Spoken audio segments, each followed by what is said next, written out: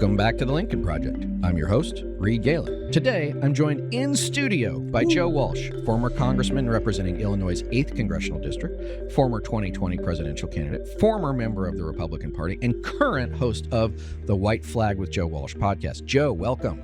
Reed, it's so damn good to be with you. No, we finally met. We finally meet in person. We did a podcast together, I don't know, a few months ago.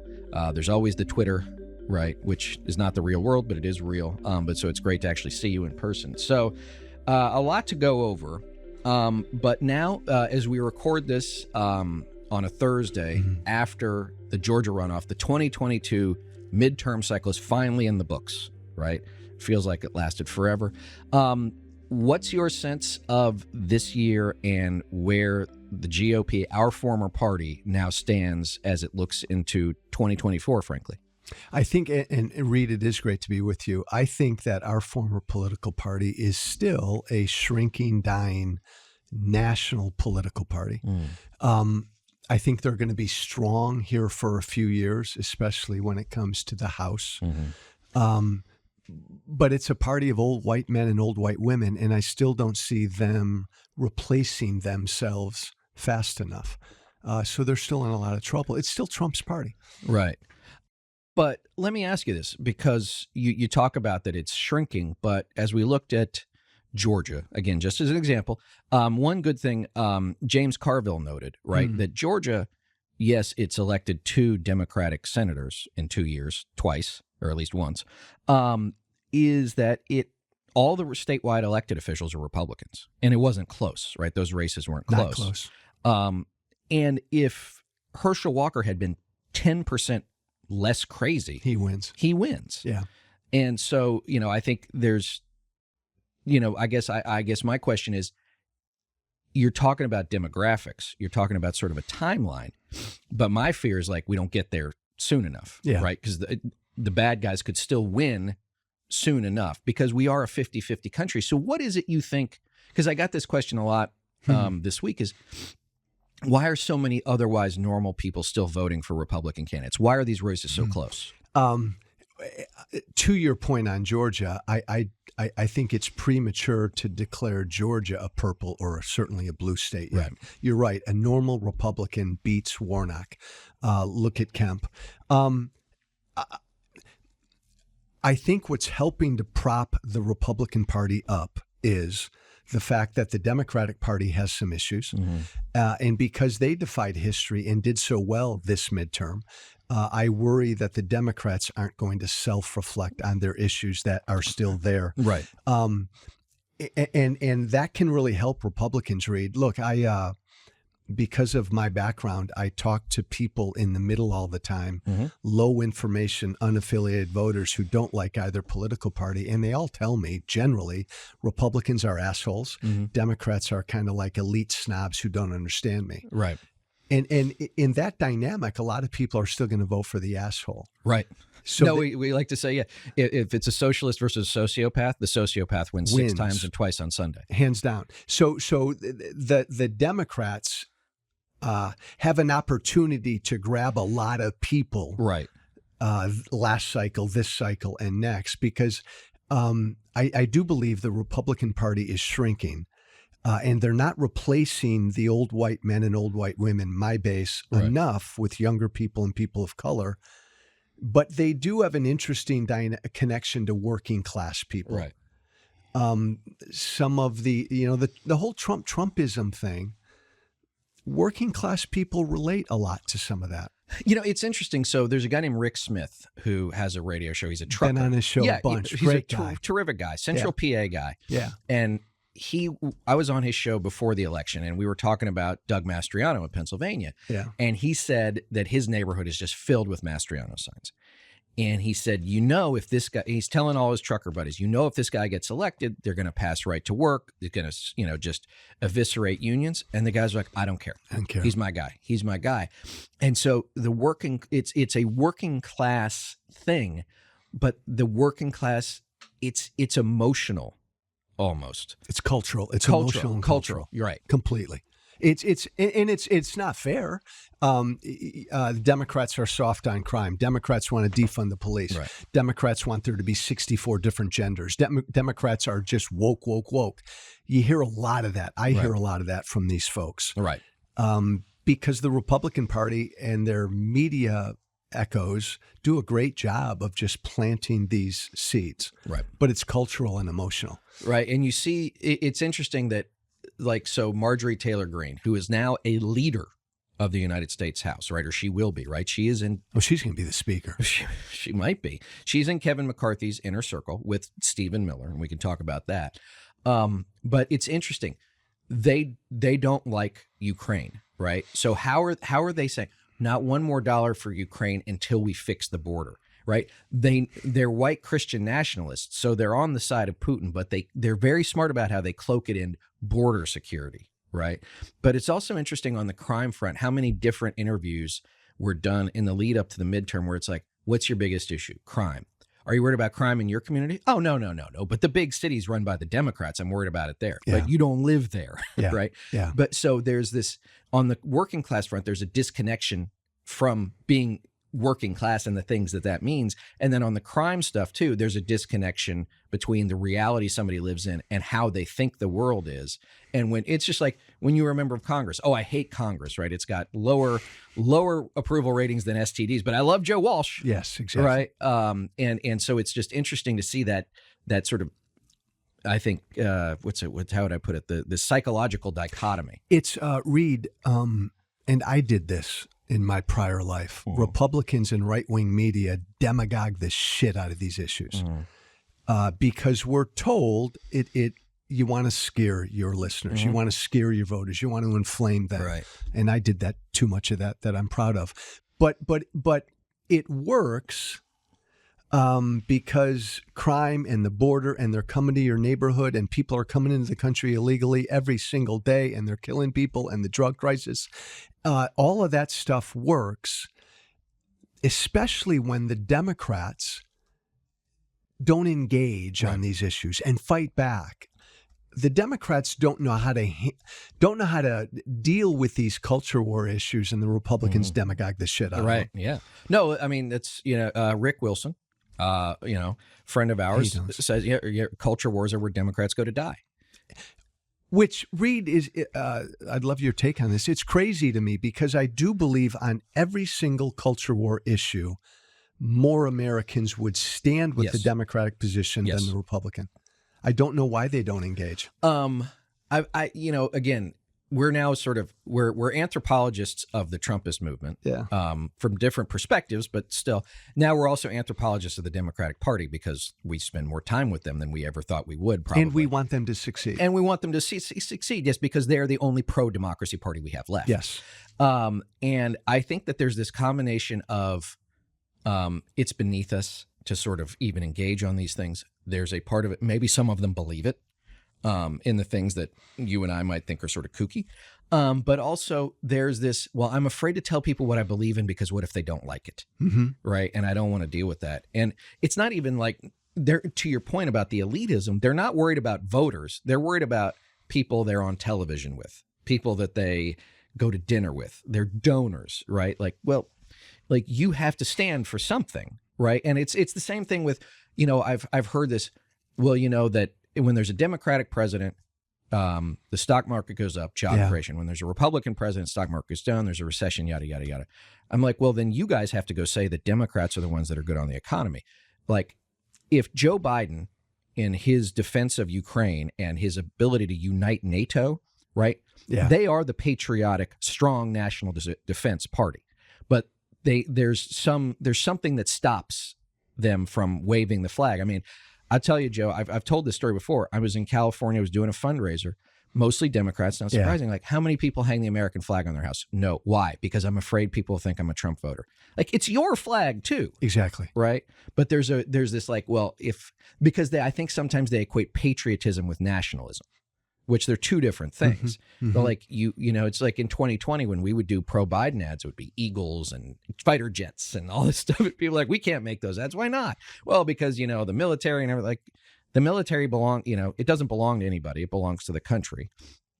And you should be okay with men and women fighting for the United States. Like Reed,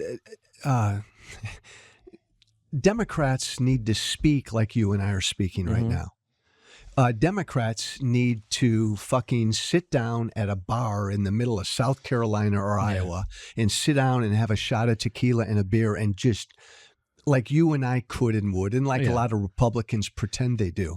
Right. Democrats have to like fight. And I don't know why there's such a reticence to get dirty and fight. I think it would be received well. Well, I think about this. You go back to the presidential campaigns of Bill Clinton and Barack Obama, right?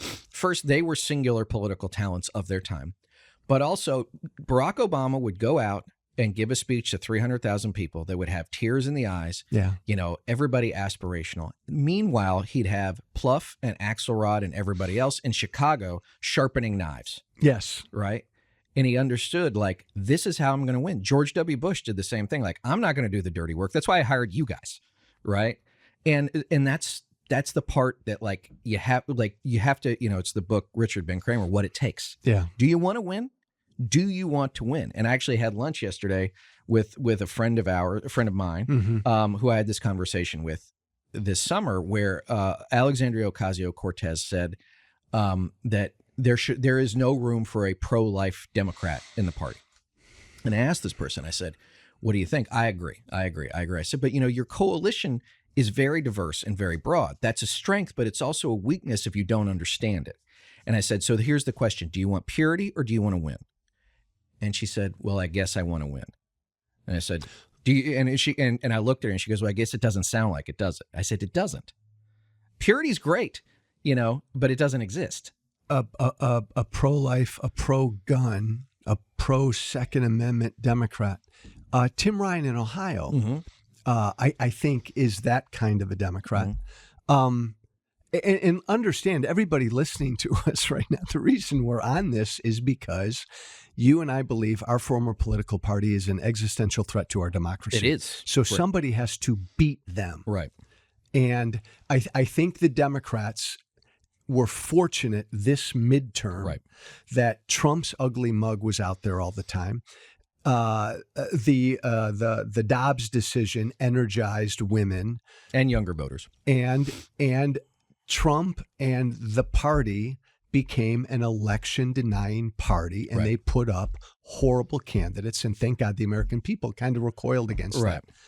But these other problems still exist for the Democratic Party. Right. Well, and that's right. I think it's always whether or not you're willing to reflect honestly in the wake of something. To your point, right? Again, Carrie Lake didn't lose by that much. No. Katie Hobbs didn't run a great campaign. No. But Carrie Lake was crazy enough for it to not matter, right? Or not matter enough, thank God.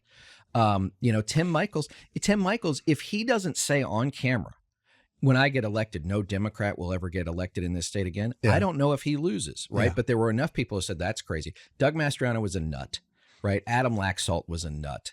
But to your point, and now I will say this too, talking about our old party, the Republican Party, is I think they are more likely to go crazier before they moderate, no matter what Mitch McConnell and all these, all the senators that we were talking about before we went on the air who just got reelected, right? They're happy to come out against Trump because they figure they'll be there longer than he will.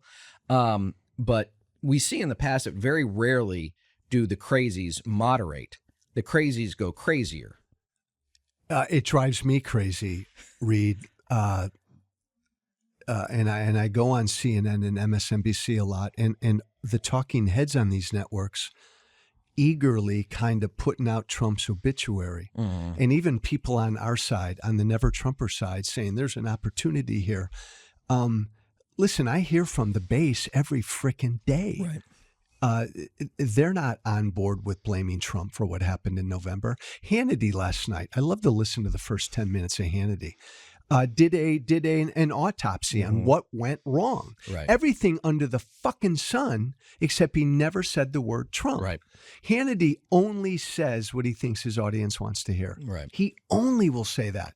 So I think we're we're at our own peril if we dismiss Trump right now. No, I agree. And the one thing I would note about the Warnock-Walker runoff was interesting was that in the wake of November, there were a lot of people saying, do we need to move on, move on? You're right, but never mention the name Trump. Now you see that the Hannitys of the world, the Greens of the world, all of these people are now turning it back on McConnell, the consultants, the strategy, the money, right? All of that stuff, as opposed to, well, like Trump chose this guy. If they had chosen a dentist from Buckhead, the guy probably wins by 7 on election. Yes. Right? But it's Ronna McDaniel's fault. Right, but we need a new chair, a new Republican chair. And then Mark Levin, Reed, came on Hannity last night, and he said exactly what you just said. Mitch McConnell, the establishment, they lost for Herschel Walker. Right. I mean, Trump's just going to pick up on that. Well, and I've said this before, too, that all of these people, you know, these people who think they can take on Trump, they won't say his name, right? And they all endorsed and campaigned for these people, too. That's what pisses me off. They all did. Yeah. Ron DeSantis, Glenn Youngkin, right? A normal Republican was out there hugging Carrie Lake. Right. Come on. Because there's no path in the Republican Party if you're anti this stuff. Right. Exactly. So none. So right. So we have, you know, Trump has dinner with Kanye West and crazy Nick Fuentes. Right. And like everybody decries anti-Semitism, but they never say Trump. Right. They say Kanye West is nuts, but they never say Trump. Right. They won't say his name. Right. And he knows that. And so, you know, Joe, let's talk about this. So you actually ran for president against Donald Trump in 2020. Yes. And I had Melissa Jo Peltier on the show a couple of weeks ago. She's great. And about the documentary of the first probably half an hour, you're prominently featured. You know, you're going into New Hampshire, going into Iowa, you're saying hi to everybody in diners, which in and of itself is a sign of either insanity or bravery or both. Both. But you did it, right?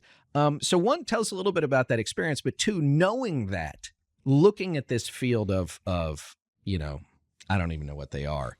I don't know what the right word is. But like, give us a little sense of that experience and then how you see these people who would think they want to take on Trump, who could actually do it. So in a sense, Reed, in 2020, when I primaried Trump, I mean, even though I'm kind of a somebody, I was a nobody compared to these people like Pompeo and DeSantis, Pence, everybody thinking about taking him on now. Joe Walsh was a nobody. But even Joe Walsh is a nobody, Reed. The minute you get into that, I remember the minute I announced, and I went on one of the Sunday shows and I was out there, I mean, immediately death threats from that part of the party, which is the part of the party I used to come from. So regular death threats, constant hate, and you lose all of your supporters, you lose all of your followers. And then you're under his wrath. Then he points a finger at you. And again, I'm not DeSantis, Pompeo, or Pence, but once Trump pointed a finger at me and went after me publicly, I'm all by myself. Right. And I don't care if you're DeSantis, Pence, or Pompeo. They've never taken that kind of heat. Right. That's what I've said. They've never faced that. Never faced that. He's a face-eating monster. Completely. And they have to stand there and decide whether or not they want to stand in front of that. And the difference, and you make a really good point. I think this is a really good point. You know, in the before times, let's call it that, because there's no normal anymore. But in the before times, campaigns would spar with one another. And the only time candidates would do it personally would be on a debate stage, right? Which was theoretically a rare event. But with Trump, he's attacking you. Completely. And on every platform. On every platform. And your campaign is going to respond to him. Not you, because you don't want to get in the fight with him, but he's coming for you. And every part of his world, to your point, is coming for you, not for your campaign, not for your policy issues, not for you. And it's not the same thing. And the thing that I found, you know, Joe, you and I were talking before, you said, do you think these people smell blood in the water? Like, even if they did, these people aren't sharks. Right? If they wanted to beat him, they would all be attacking him simultaneously now as bad for the country, bad for the party, bad for everything. right? Going after him, making him, overwhelming him, because that's what we did, right? The thing that our magic was staying in his face. Boom, you have to stay in his face. And they don't want to do that. One, because I don't think they know how. Two, because I don't think they've got the cojones. And three, because it means they would each have to give up the idea that one of us is going to win. It might not be me, and I have to be okay with that. So self-interest is still at the middle of all of it. And for Reed, look, I don't know what the number is, but Trump still has a following, not supporters, followers. Right. Devoted cult-like followers, my former friends and supporters. 45% of the party base is with him there. If they wanted to defeat him in 24, they would have stood up against him after he incited a violent attempt to overthrow an American They would have election. impeached him and said he can't run again. They would have planted their flag there. And every step along the way. But they don't and they won't, because it's brutal to take his shots. Sure. And he has a superpower in that he has no fucking shame. Right. None. Right. It's almost admirable. It's amazing to watch. Right. So to face that, and then knowing you're DeSantis, Pence, or Pompeo, or whoever, Cruz, that if you take him on and call him out, his base is going to turn on you. What will Ron DeSantis or Mike Pence or Mike Pompeo say on a debate stage with Trump when Trump says a year and a half from now the 2020 election was stolen? We know that. What's DeSantis going to say? No, it wasn't? Right. There goes the primary voter. Right. Or Donald Trump's going to be indicted. Right. He's going to be indicted. Right. So Trump's on a debate stage with Ron DeSantis, and Trump's indicted, and Trump says this is all deep state bullshit. What's DeSantis going to say? It's not. Right.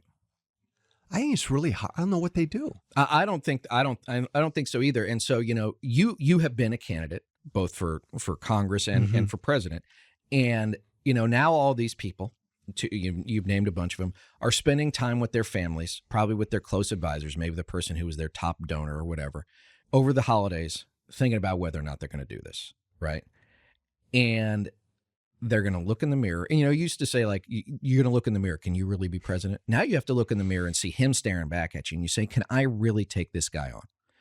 A lot of them know him personally, intimately, like Pompeo. Yes. Like Pompeo, was a case study in, like, keep your head down, only agree, right? Yeah. Like, he's as guilty as any of them. Yeah. But you're going to sit there and you got to talk to your wife, you got to talk to your kids, your husband, whoever it might be, and say, do you think you can really do this? Do you think you can really do this? Are you really ready for it? And to your point, like, because here's the other part too about taking him on, is it's not on social media, right? No. It becomes a real life analog experience where people say, I want you to die. Yes. I want you to die on a daily basis. Right. I'm going to dox your address, right? I'm going to make sure the cops come to your house. I'm going to find out where your kids go to school, right? All of that stuff. And this is the difference between, and this is what, we're trying to explain to a major media outlet, like, it's not a political party. It's an ideological movement. Yeah. Right. Based in fear. And to your point about the people that you used to represent, for them, it is an existential fight. Yes. I don't read. It's amazing. I still don't think most people get how difficult it is for a Republican to publicly take him on.